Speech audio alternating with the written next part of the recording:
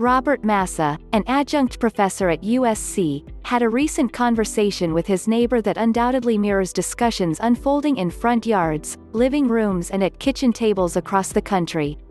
His daughter is going to be a freshman in college, Massa recalled, and he asked me whether it's worth it to pay full tuition for online learning.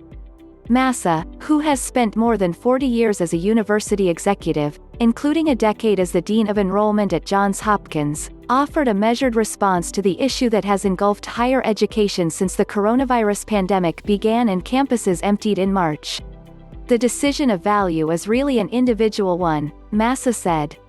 "From my perspective, there is value in remote learning, but I'm not the parent doling out the money.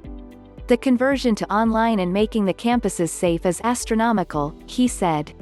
"The cost of instruction has gone up, and somebody has to pay for that.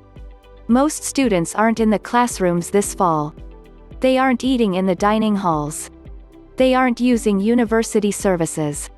They're living at home and watching lectures on Zoom, all while paying the same tuition charged for an in-person experience. And many aren't happy."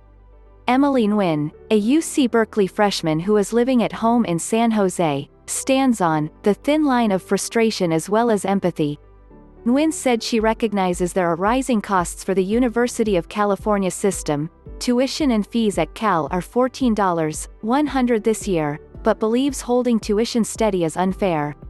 "The entire experience is different," she wrote in an email. "If people knew exactly what they were paying for and light was shed to show how financial expenses truly benefited students, then I feel this would not be as much of an issue," she said. "But alas, as things are right now, it feels extremely unfair. The uproar plays no favorites.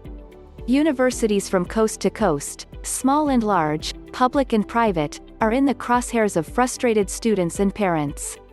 The CSU and UC systems are defending themselves against lawsuits filed by students seeking refunds on fees paid for campus services during the spring semester, services that weren't available once the universities sent everyone home.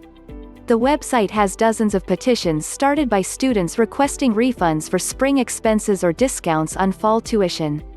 Marissa Morgan created one that has about 2,000 signatures so far.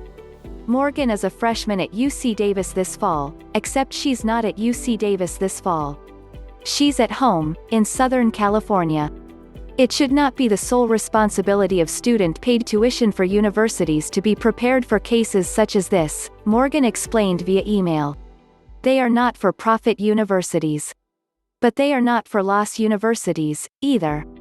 In the age of COVID-19, basic economics rule. Costs are soaring as universities spend millions on PPE, deep cleaning and the technology needed for online instruction," Massa said.